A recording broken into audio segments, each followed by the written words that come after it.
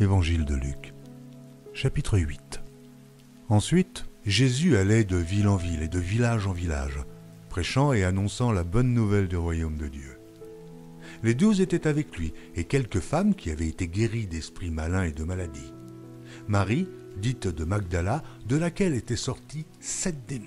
Jeanne, femme de Jusa, intendant d'Hérode, Suzanne et plusieurs autres qui l'assistaient de leurs biens. Une grande foule s'étant assemblée et des gens étant venus de diverses villes auprès de lui, il dit cette parabole. Un semeur sortit pour semer sa semence. Comme il semait, une partie de la semence tomba le long du chemin. Elle fut foulée aux pieds et les oiseaux du ciel la mangèrent. Une autre partie tomba sur le roc. Quand elle fut levée, elle sécha, parce qu'elle n'avait point d'humidité. Une autre partie tomba au milieu des épines. Les épines crurent avec elle et l'étouffèrent. Une autre partie tomba dans la bonne terre. Quand elle fut levée, elle donna du fruit au centuple. Après avoir ainsi parlé, Jésus dit à haute voix que celui qui a des oreilles pour entendre, entende. Ses disciples lui demandèrent ce que signifiait cette parabole. Il répondit : « Il vous a été donné de connaître les mystères du royaume de Dieu. Mais pour les autres, cela leur est dit en parabole, afin qu'en voyant, ils ne voient point, et qu'en entendant, ils ne comprennent point. Voici ce que signifie cette parabole.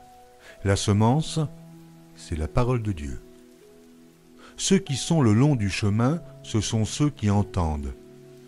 Puis le diable vient et enlève de leur cœur la parole de peur qu'ils ne croient et soient sauvés. Ceux qui sont sur le roc, ce sont ceux qui, lorsqu'ils entendent la parole, la reçoivent avec joie, mais ils n'ont point de racines. Ils croient pour un temps, et ils succombent au moment de la tentation. Ce qui est tombé parmi les épines, ce sont ceux qui, ayant entendu la parole, s'en vont et la laissent étouffée par les soucis et les richesses, les plaisirs de la vie, et ils ne portent point de fruits qui viennent à maturité.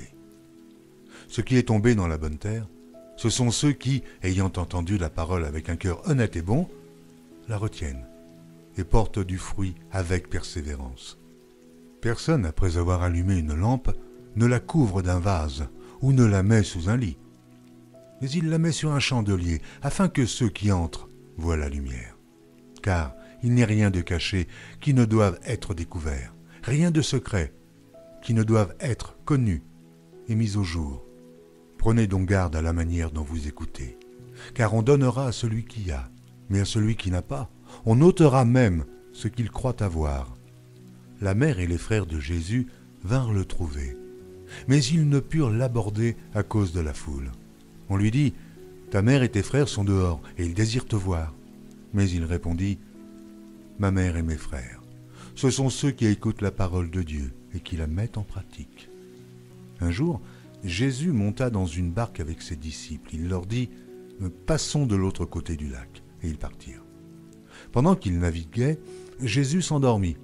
Un tourbillon fondit sur le lac. La barque se remplissait d'eau et ils étaient en péril.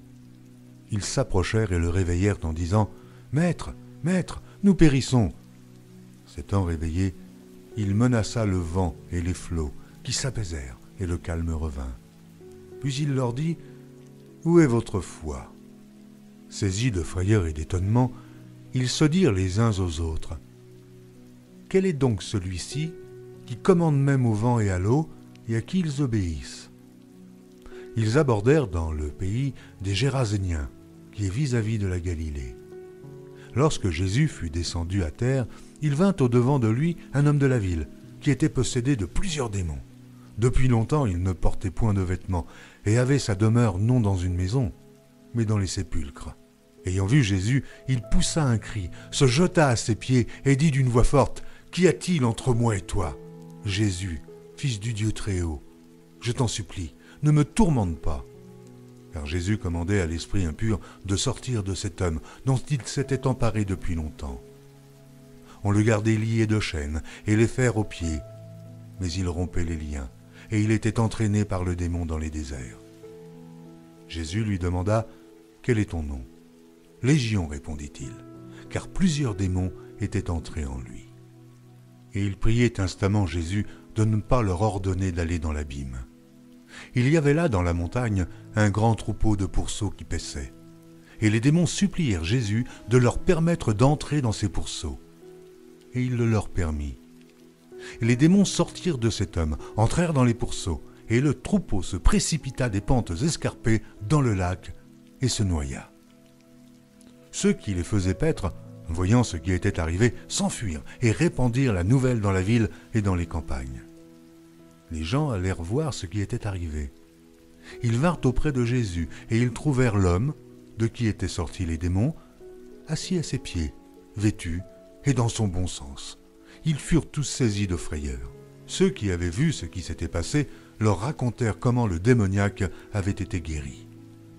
Tous les habitants du pays des Géraséniens prièrent Jésus de s'éloigner d'eux, car ils étaient saisis d'une grande crainte.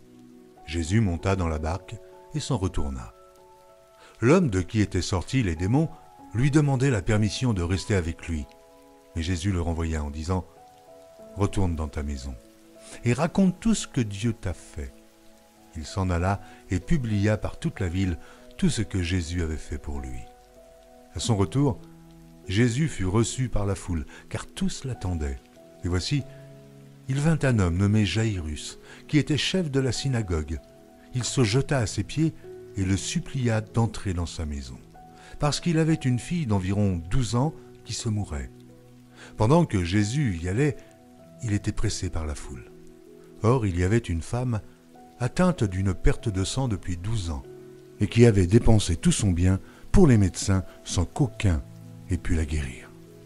Elle s'approcha par derrière et toucha le bord du vêtement de Jésus. Au même instant, la perte de sang s'arrêta. Et Jésus dit « Qui m'a touché ?» Comme tous s'en défendaient, Pierre et ceux qui étaient avec lui dirent « Maître, la foule t'entoure et te presse, et tu dis « Qui m'a touché ?» Mais Jésus répondit « Quelqu'un m'a touché, car j'ai connu qu'une force était sortie de moi. » La femme, se voyant découverte, vint toute tremblante se jeter à ses pieds et déclara devant tout le peuple pourquoi elle l'avait touché et comment elle avait été guérie à l'instant.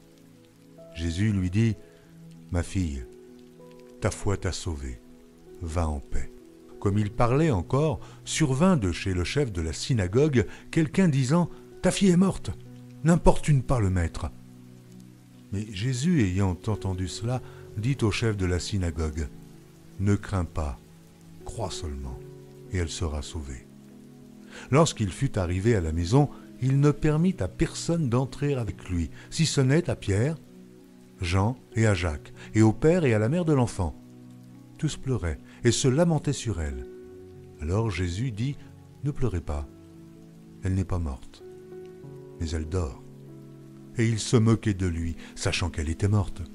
Mais il la saisit par la main et dit d'une voix forte « Enfant, lève-toi. » Et son esprit revint en elle. Et à l'instant elle se leva. Et Jésus ordonna qu'on lui donnât à manger. Les parents de la jeune fille furent dans l'étonnement. Et il leur recommanda de ne dire à personne ce qui était arrivé.